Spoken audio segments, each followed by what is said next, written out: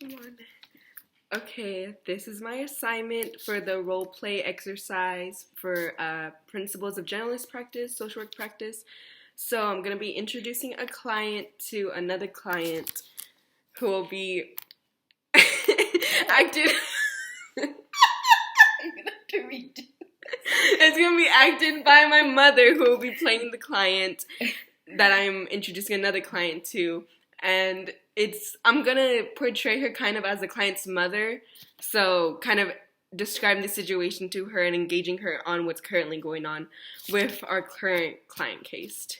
So I think that's everything for the background. So in the setting is as a school social worker, and the client came into the office for the first time, so this is kind of like briefing them of the whole situation and everything. Okay, so beginning with your son, Miguel. He is currently 15 years old, and he's a freshman here in high school at Monroe ISD, which is currently where we're here at, and his ethnicity is Hispanic, is that correct? Yes.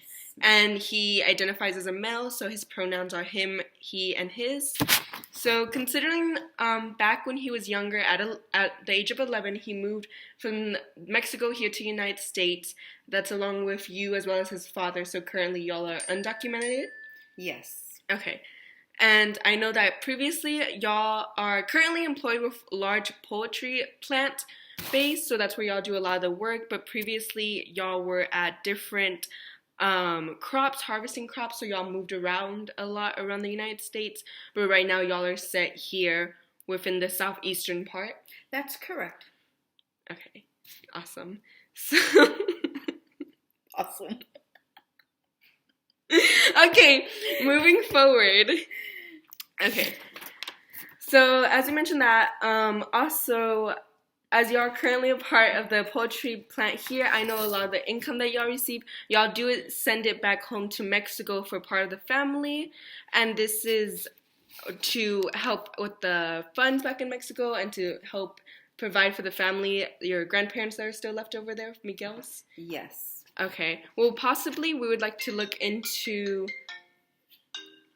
Okay, so my client did have to leave the room because of personal reasons, we will say. So I'm just going to continue the case, describing it as it is and just how I would kind of go about the situation. So continuing on from where we left off about his parents working at the poultry plant. So we would like to look into possible benefits that could be definitely available for undocumented citizens. So possibly that we could receive more of a little bit increase in income. So that could definitely be provided to be sent back to the family in Mexico, so that it wouldn't be such a burden on the parents as well as Miguel himself, because I do know he has mentioned how he works as a busser to help out just with the situation, but as well just to start early on his work ethic, which is really good because a lot of boys that start earlier on, they could definitely build up. So that's really good benefits, but we would like to help out best as we can. So also that would help Miguel to focus on other things that are going on in his life, so such as school currently. So here at school, he does speak fluent English. However, his Spanish is very excellent that I have heard and as I can see within the family. So that's a really good benefit of being bilingual, and it's a strength of his, especially here in the southeastern area of the United States. And this is a strength within the school. However, currently in Miguel's education, there has been a trend of a little bit being behind track as it should be currently where he's at, but we could definitely get it addressed immediately if we get him the support needed. So these can include tutoring sessions or one-on-one with his teachers. Those would definitely be available to him, and just that communication and relationship could be built, and it would benefit him and improve his work quality as well. So we would like to look into that. And also, a lot of things, as I spoke to his teachers about, a lot of them have mentioned noticing how he's always willing to provide a hand within the classrooms, and he always helps he always helps others out, whether it be the student or teachers. So this is a great, really great quality, and we can see that he has a very caring heart, which is very sweet, and we can clearly see who he gets it from. So truly, he does deserve the best treatment, and that's what I would like to provide to him, but also for him to be comfortable who he's working alongside here within the school. And another thing I am currently aware about is Miguel has also been very involved within his Catholic church, and he does hold a leadership role as an altar boy, which is really good. That's very great to see that he's involved outside of his school and family. He has another community he can go to and be a part of, and he is held at a higher level there. And this is viable for Miguel to definitely open up and become more sociable, as we do see that he's a little bit more of a quiet boy, which there's nothing wrong about, but we would like him to be more comfortable and be able to feel like himself, and that he can be who he wants to be and definitely grow up into being the man that he may want to be. And however, with the church that y'all do attend at, there has been notes of hate crimes occurring within the church. So we would definitely want that to be addressed better if it hasn't been in the past. And for everyone that attends this location, their safety is a main priority. So making sure not only Miguel, but his family and everyone else who attends this Catholic church is safe within their manner and who they are and what services that are provided within the church. But moving forward, our biggest concern for Miguel truly is his activity and personality becoming more withdrawn. This has been seen within the school. Not sure how it has been seen at home. We can definitely address that as well. But as mentioned before, a lot of teachers, possibly classmates as well, could possibly vouch for this, but it has been described that he has been more withdrawn than usual, and this is withdrawn activity is seen more differently than just being quiet, because there are many quiet kids within schools, and along teachers learn this kind of activity and what kind of students those are throughout the years of teaching. But being withdrawn definitely shows different signs, a lot of disinterest, and just really keeping to oneself.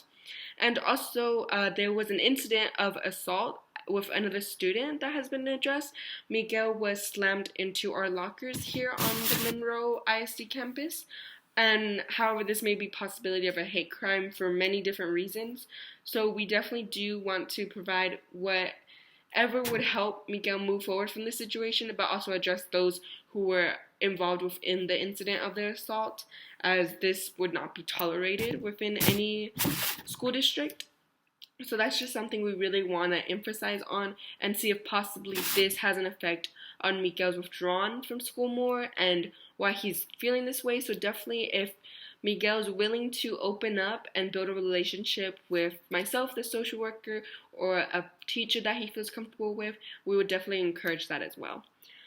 And moving on to Monroe ISD, just going over here, we do have more of an enrollment of recent immigrant youth here, so that's definitely going to be beneficial to Miguel as well, as he's going to be more within his community, as he may feel more comfortable with those who are within his ethnicity, because it is historically known here that it is an African American district with a mix of mainly Black and Caucasian of staff members. But with more youth, he may be more comfortable and he may grow as well and help him open up. And also, 100% of students here, no matter their ethnicity and where they come from, they qualify for free meals. So if Miguel currently isn't involved with this at the moment, he definitely is eligible for it. So we can look into that and sign him up as well.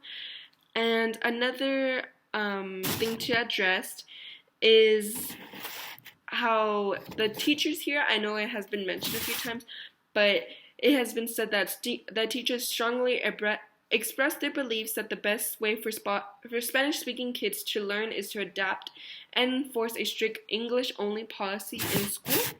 However, it is significant that Miguel still keeps his roots. He still does speak his Spanish, although this is pushed here within the independent school district. I believe at home, still interacting with his family in Spanish and keeping those roots from his culture. That's very significant, and it's a part of who Miguel is, and it will definitely follow him into his future as well. So just other things that can be provided as an outlook for Miguel so he doesn't have so much pressure and stress on him during this time can be definitely an after school programming.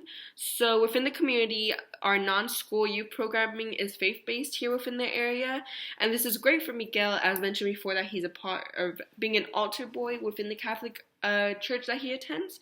So possibly if we can enroll Miguel into an interest of his, such as soccer, a sports, or even just an interest such as a chess, cards, just anything that can help him express himself and relieve stress and get him outside of just school and working and just enjoying himself as he still is a young teenager. And with it being faith-based and a Catholic background, that would definitely benefit him as well as learning more and being more open and dedicated to that faith as well if he would like to. So that's definitely a possibility we can look into if Miguel is interested and if he would like to go through that. And other than that, I just believe that everything that we have addressed within Miguel's case is definitely significant, and we can just start in the beginning, most likely with Miguel, and just considering his school, where he's standing within school, and helping him get back on track would probably be the beginning, and then looking at his family system and looking at any help that we can provide there, and just also empowering Miguel to know that what he's doing is great and he's trying his best and that he will be able to advance within the future and that we're going to help him get to that level. So that is everything for my role-playing case.